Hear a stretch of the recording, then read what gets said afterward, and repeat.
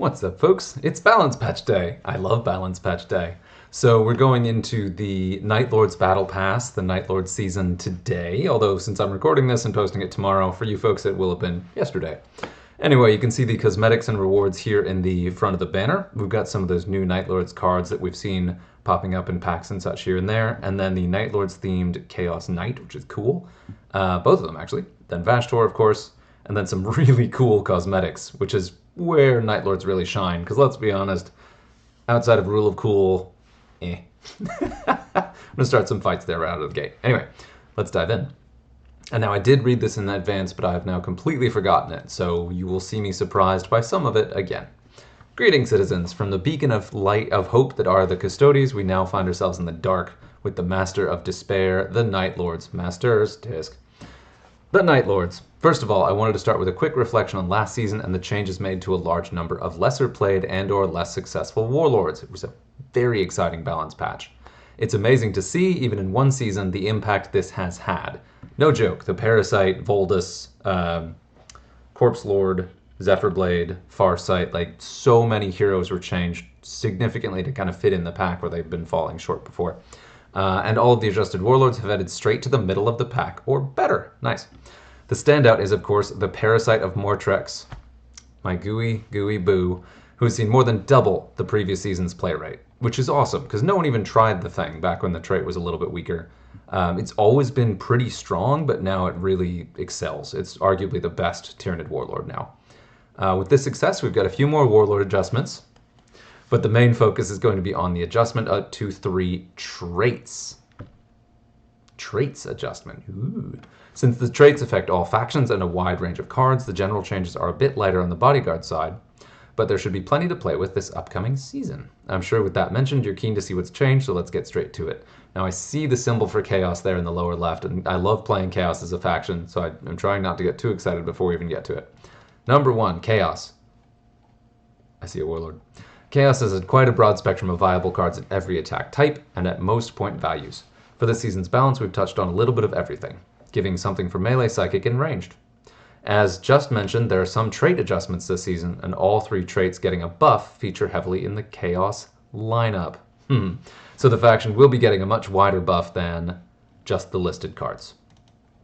Gloguthrox going up base 10 melee and going from melee debuff to ranged debuff. This is small but phenomenal. Gloguthrox is very cheap, so that he does that already. He's very cheap, so he's just a very efficient warlord already.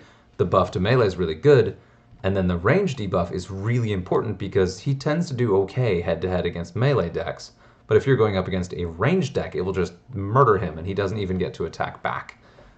So this is much better. So if your off-lane cards are doing psychic or doing range themselves, or you're just readying, this will give you much better defensive advantage against the most common and most powerful attack type, ranged. Awesome. Love to see this. My Gloguthrox is quite high level at this point, and this plus 10 resulted in him having, I think, 76 melee. So he still falls a little bit short of some of the really punchy ones, but again, he's so cheap. And with Fear, of course, having the low stat makes sense. So this is a great rework, but much more subtle than some of the ones we saw last season. Gloguthrox has a niche where he has lots of success, but it's quite a narrow one. This isn't helped by the fact that he struggles a lot once on the field. Very true. He's in large part just because he struggles to land the killing blow, which he still will, but while having good wounds and a good defensive trait, Fear, that doesn't stop the fact that he struggles to deal the final blow with his melee-only profile. As such, he's getting a substantial increase to his base melee and swapping his readies over, so it's both, not just, he readies if you do psychic or ranged. Swapping his readies over from melee debuff to ranged debuff, which should help protect him better against his main threat. Interesting thought I just had here. Are there any cards in the game that had different readies? So melee only card that has a ranged buff, or let's see, a melee buff when you do a ranged attack, or a ranged debuff when you do a psychic attack? Anyway, or also a buff or debuff with multiple readies, so there's a lot to play with there. Anyway, then the Faceless Blade gets -1 cost, already really cheap, so that's really impressive. There are quite a few cheap deathblow options for Chaos. The Faceless Blade stands out as the most expensive, well, competing most closely with Jackal, which is always the better pick, They have similar melee with the blade having twice the wounds, sure, which is less good on Deathblow. Sometimes, you don't want them to die too quickly. Well, this means getting an extra attack or two before triggering, it's not enough to justify the cost, so he's coming down a bit. He still struggles for all the same reasons, but he's a much more efficient pick, and most of the time if I'm running cheap Deathblow in a deck, there is a case to be made for running more cheap Deathblow, so the two of them together at a cheaper cost is nice. Because the Jackal's only 6, and I believe this brings this guy down to 8? Maybe? So, still, it's nice. Corbidash, the Khorne Berserker, plus 5 wounds, plus 5 melee. Very nice. Another lower cost option that Chaos have plenty of is Berserk. That was a hard sentence to read. However, despite being a Berserker, he, Corbidash, isn't the best Berserk option at his price point, which would drive anyone Berserk. But so, a bit of a stat buff to cement his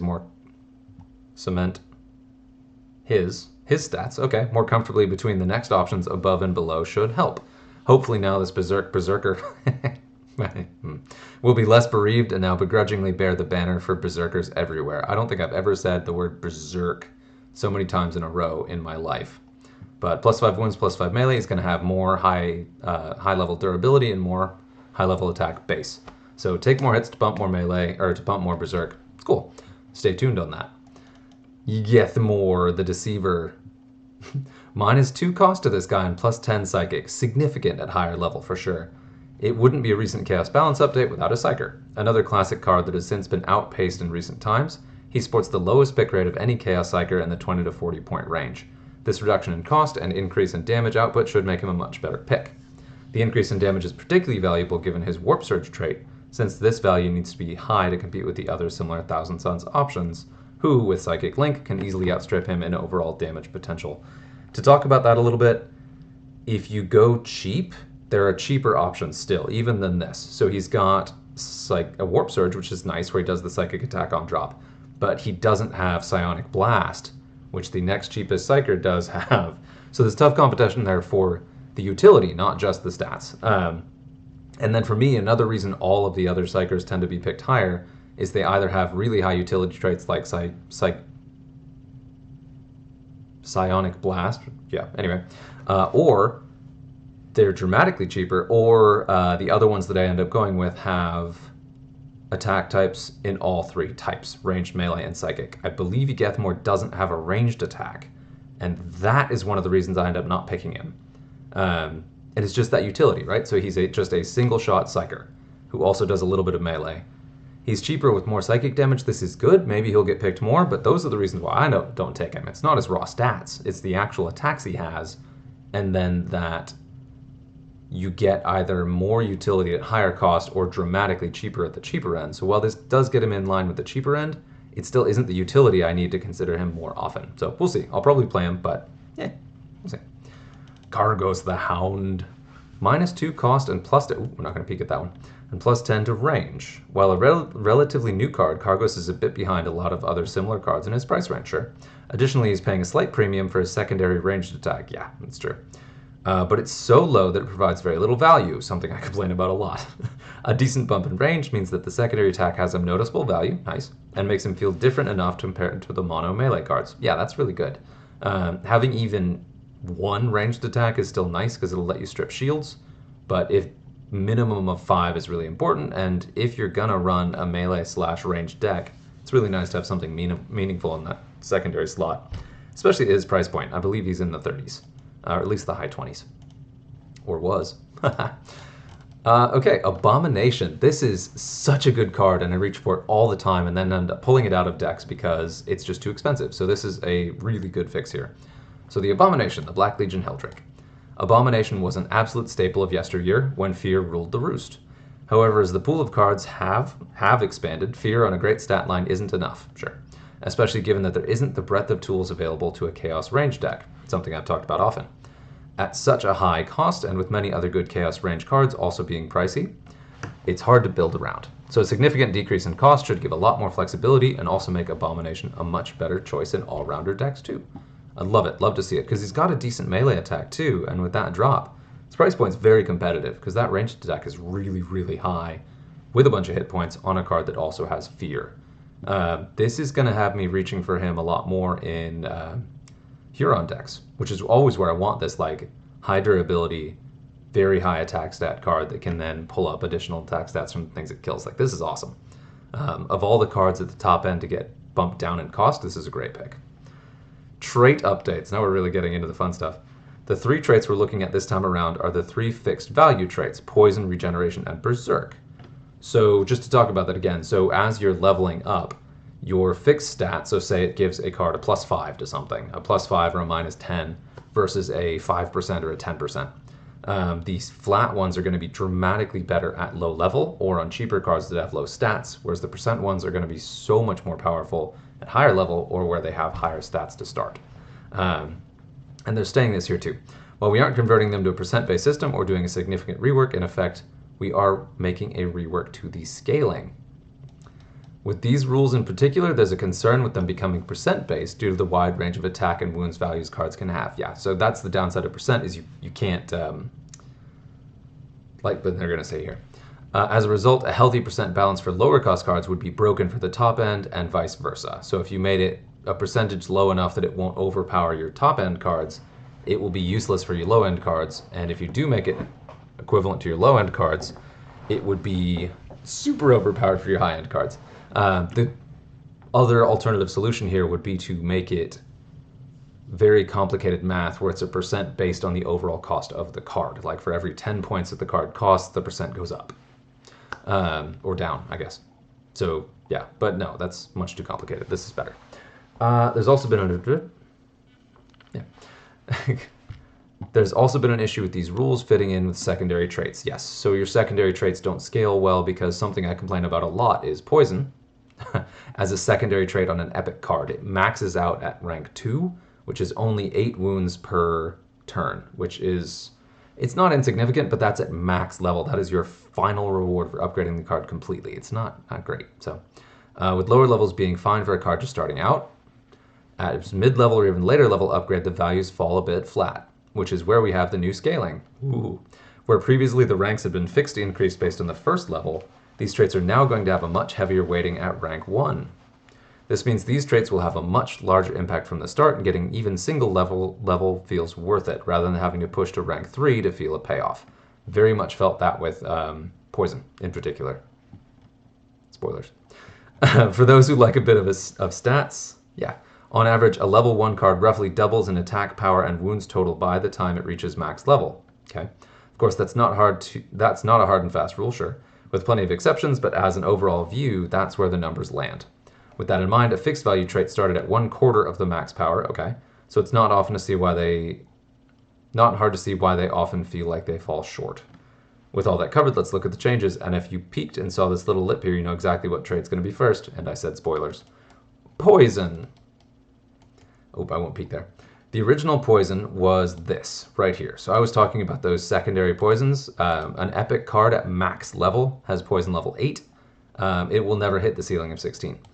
With the changes, hello there, Poison cards lose, boom. And so this is not quite doubled, but dramatically increased. And I've played a couple games since this change has been made today, and it feels awesome. So now a level 1 Poison card, any card that it deals damage to, will lose 10 wounds per turn. Rank 2 is 15, rank 3 is 20, rank 4 is 25. 25 wounds per turn just lost to Poison. Woof. Poison has been for a long time the worst performing trait, and it's one of my personal favorite traits, so I've always looked for the best niche cards that had a primary Poison trait that were a decent enough cost and other abilities that they could slot in, because it's a really strong utility trait to hold down or hold back fear and shields, both of which are pretty dominant in the game right now. So having this trait flip back around to be the trait it really should be to deal with those is awesome. This is awesome. Yeah, often something that is actively sought out when running Berserk cards. I've talked about that before. If there's a card on the table that has rank 1 Poison, you want your Berserk cards to get poisoned by it, because they will lose so few wounds, and each time they lose wounds, they will actually gain more attack value than they lost in wounds.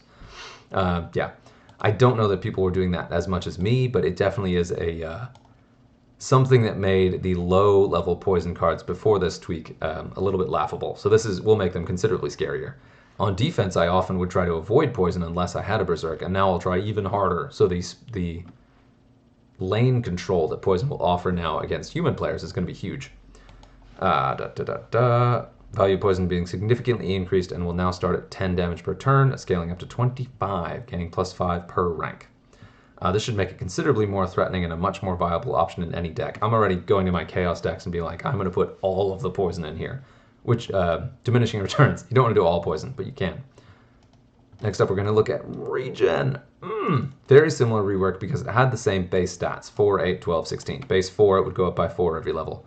Now it is 8, 12, 16, 20. So it still goes up by 4 each level, but it starts higher so that your rank 2 is equivalent of old school rank 3, or excuse me, rank 4. And then your rank 3 is the equivalent of old rank. I said that wrong. Anyway, it now will be 8 at rank 1, 12 at rank 2, 16 at rank 3, 20 at rank 4. Regeneration is dramatically improved at the end of each turn. And so I love the note on this too. Regeneration has overall been a more successful trait. It's, you know, it's more common and it's not ever a loss. You never feel bad about gaining back hit points. But overall still tracking at the lower end of the win rate. Gaining passive wounds is always great, and the new totals make it much more viable for smaller cards to get good value out of it. We've also set the rate a bit lower than poison so it can deal a small amount of damage through regen rather than just cancel it. So you're seeing the weaker of the two traits bumped a little bit higher than the one that was performing okay. But still, this is a huge buff to regen, especially on top of the trait change that the Corpse Lord just got. This now makes those regen Medicae Corpse Lord Necron decks just silly. There's that. But I do really like that poison now will punch through regen a little bit so that it's not just negating each other. Because the numbers being exactly the same, there was always that, like, whose rank is higher? We'll see which one negates the other. So this, even at rank, actually at every single rank, if the ranks are even if they're off by a little bit, poison will do a little bit more damage than the regen will cover. But regen is still a powerful trait against that. Last up we have Berserk. Berserk. Ooh, not going to peek. Whenever a Berserk card takes damage, it increases all attack stats by, formerly it was base 3, starting 3, 6, 9, and then going to 12.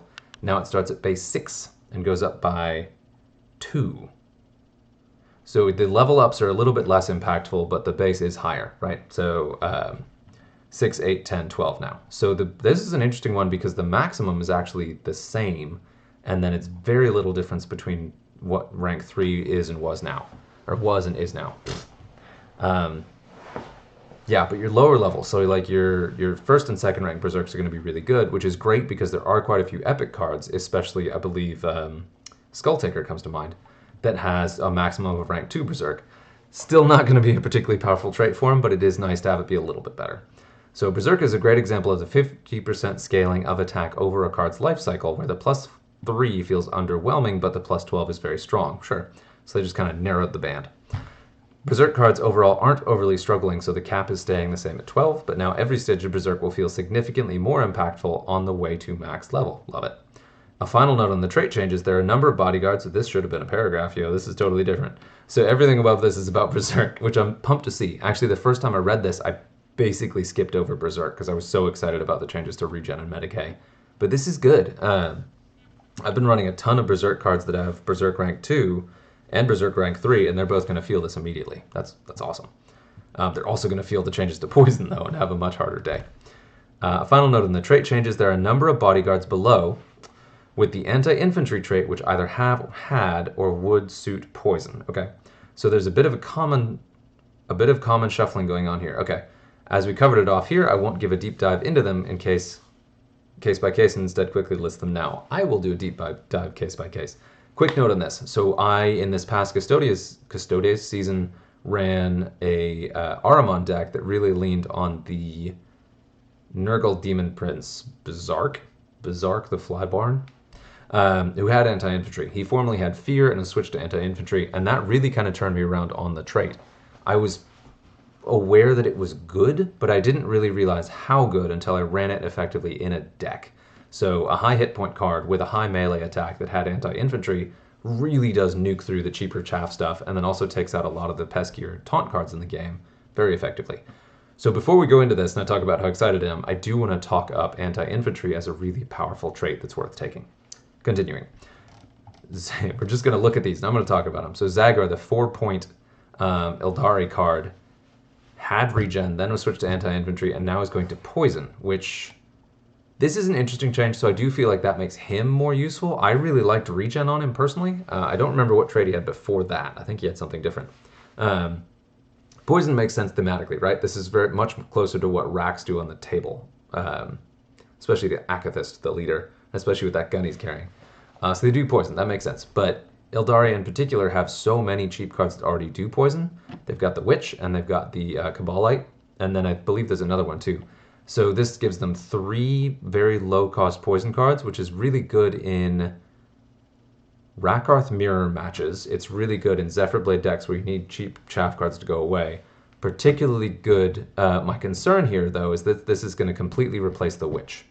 Because there's a Witch who I believe is 5 points, who's melee only, who has poison. And now this guy is 4 points and is ranged and melee and has the improved poison. He's just a better take than the Witch, so I'm a little bit concerned about what's going on there. She could have Furious Charge. And then Lord Inquisitor Kyria Draxus, who I do feel bad for picking on, because I think every single time she comes up, I talk about how she's the worst card in the game. And this season, I was already kind of backpedaling on that a little bit in my head, because her stats, her latest stats buff was very impressive. And now she was one of those I picked on the most, because she had a secondary trait of poison and is epic. So now they flipped her traits back around, or our dear sweet game designer Harry has flipped her traits around. My complaining finally got through. So back to primary trait of poison, which is thematic for her. I don't know anything about the character, honestly. But that's very, very good to have that primary trait of poison. It's good against everything, and we've just seen how buffed it is. Like, that's amazing. And that makes her one of the few psychic cards in the game with poison, which is extremely powerful.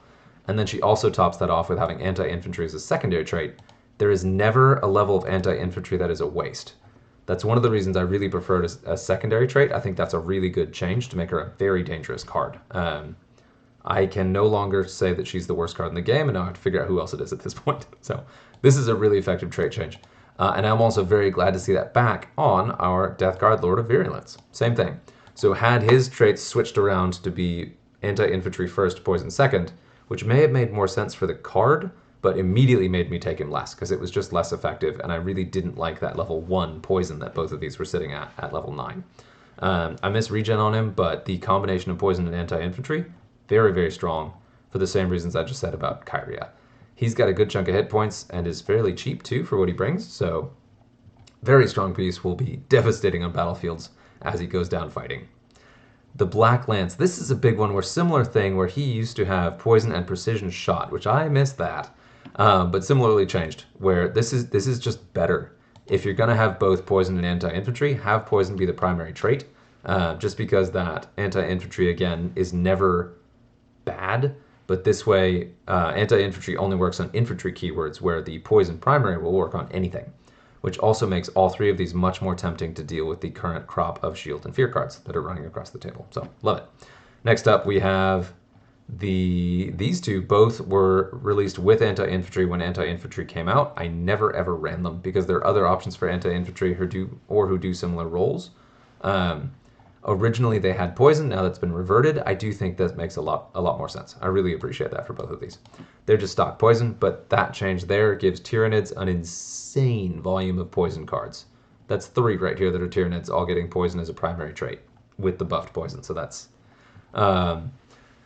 this season, I'm definitely going to be taking a closer look at the Flyrant, because you can load up a Flyrant deck with poison, and then the combination of the buffed poison plus the Flyrant's free 15 damage, God, per round is a very effective combination to chew through an opposing lineup, just like damage, free damage everywhere. Throw in a little Psionic Blast, and you're just going to be doing insane amounts of pressure on your opponent all game, even if you don't attack. And then we've got some Warlord changes, Necrons. I got some thoughts on this one. So Ulthikar, hardwired cards. So his trait is whenever they damage a card below a threshold, I believe it's if they have fewer than 25% of their health wounds remaining, but I'd have to double check that. That might be old. The card across from them gets a flat buff to all of its attack stats, ranged and melee because they don't have psychic. And so it used to be 15, so flat 15, and now it's been bumped to a flat 20. Now, Ulthikar is a really, really good Warlord for very cheap cards, like your Endless Warriors. A 5-point Endless card that gets plus 15 to attack stats is really strong. Likewise, Scarabs. Both of those really benefit from this trait a lot. And this trait makes Ulthakar an extremely powerful starting warlord. For players just getting into the game, playing low-level matches, Ulthakar is a really strong piece because of that flat stat buff, where a percent buff wouldn't help as much with cards that are very low level. That said, at anything above kind of the lowest levels, he falls a bit short. His own stats are really good, but he's also vulnerable to Big Game Hunter. I'm curious to see how this goes, because this does feel like a very small buff, and I'm uncertain how much this is actually going to impact him. But we'll see what it says. Another classic case study of fixed trait rules, yep, the plus 15. Ulthakar could use a bit more in the tank, sure. While this makes him significantly potent in the early game, Necrons have always been strong at that point. Yeah, Necrons have really good starting stats, so it doesn't stand out as concerning. We will still monitor it, of course, concerned about him being overpowered. In the mid to later game, it should be enough of a bump to help compete with other options. I just think Ulthakar's cool, so I tend to run him a lot just because it's kind of awesome.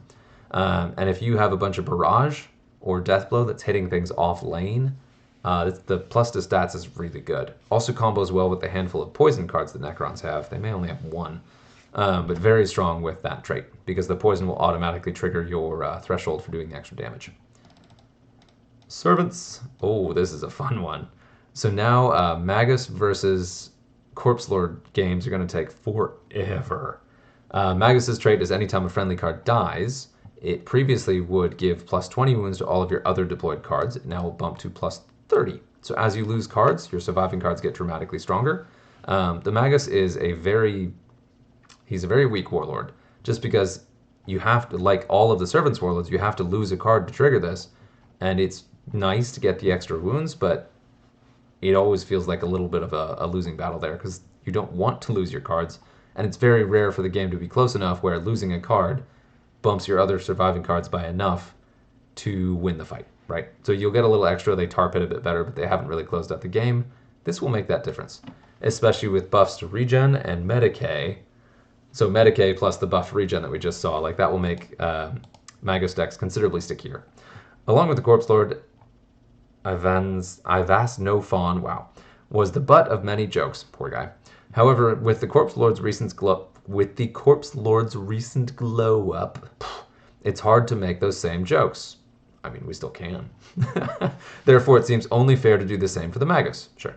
This added durability can be combined with the improved regeneration, which falls mainly on Mechanicum cards and Servants. I'd love to see a themed update, to make a thematic and durable deck that can withstand the upcoming punishment of increased poison and Berserk, as well as having decent poison cards in the deck itself, to make sure that your offense is keeping up with your increased defense. I like it. That's cool. Oh, yes, I remember who this was.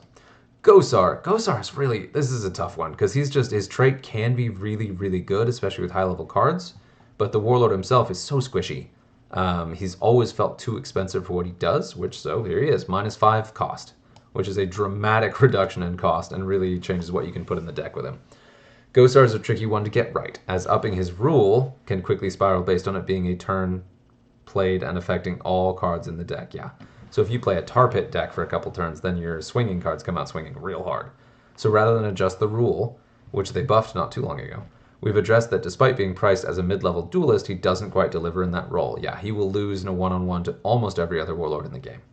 By bringing his points down, rather than upping his stats, there should be much more flexibility in deck building and leave more room for the big monsters, which Tyranid lovers everywhere would rather bring more of. That is true. Yeah, really like this. This is also especially appropriate because there is some pressure from above with the Supreme Commanders coming out for the normal warlords to truly be budget, so that their cost is a big part of their value compared to the increased traits of the Supreme Commanders. So, love it. This one, this morning, literally this morning, I was looking at this card, and mine is, oh no, this is the one I don't have, actually. This is the one that has a ranged attack. The Leviathan Trigon. This one probably has 2 hive wounds. So here it is, the Trigon Prime. No, this is the Trigon, the one that can shoot. Yes, not the Moloch, the Trigon. Talking of big monsters, we have to put our hands up on this one and admit a mistake where the Trigon was not supposed to go out with this many wounds. Ooh, snuck through there. Life finds a way. It should have been corrected much sooner, so I apologize for that. And this is a very rare card because it's a newer one that not a lot of players have, and I don't even see it in campaigns very much. But while most players will not have the card at high level given its age, we want to avoid pulling the plug when it's more problematic and widespread. Yeah. And more players have invested the resources into it. This is nice. It's already a noticeable roadblock in max level campaigns and explorations, and we want to set it straight to its intended stats. Yeah, that makes sense. That brings, oh yeah, so this is a good change, and I appreciate that owning up there before it becomes a problem, just realizing like, yeah, that's going to be a problem, let's fix it now. We may see it buffed later, who knows, but as of right now, this is a nice kind of like, oh, I don't remember what it's called, there's, you know, owning up to the mistake. As somebody in the client services kind of role, I really appreciate seeing proactive, positive stuff for the good of the community. That's good, love it. That brings us to the end of the season balance changes. Quite a lot to digest here, and a slightly more irregular one, but it should be a new and exciting season once again, with plenty for people to try out. Go out and sow terror this season, and not because that's what the Chaos Gods want you to do, but because you like doing it, in true Night Lord fashion. Love that little nod there. The Night Lords being ones who love to do what they do and really don't like the Chaos Gods, and kind of fell just because they didn't like the Imperium either and don't really like anyone. So big trait changes. I already highlighted this a little bit. Tyranids and Chaos are going to love this. Space Marines have been getting more poison cards. Tau are going to hate it because they don't benefit at all, and it helps counter them a bit. This is really going to help knock down Space Marines a bit because Shields and Fear are, especially at max level campaigns, right? The PvP campaign we just did was completely dominated by Shields and Fear. I don't know that they had the highest win rate, but they definitely were the most feels bad games. And it's nice to see at least a little bit more variety to play around that, where you can't just face a wall of Shields, Fear, and Taunt and just be able to do nothing, right? So even if you lose a couple cards, if you land some poison shots, very nice. We'll see if that ends up being too powerful, but yeah, I don't think so. It should be fine. The regen buff is nice too, because regen usually is sort of there and it's good.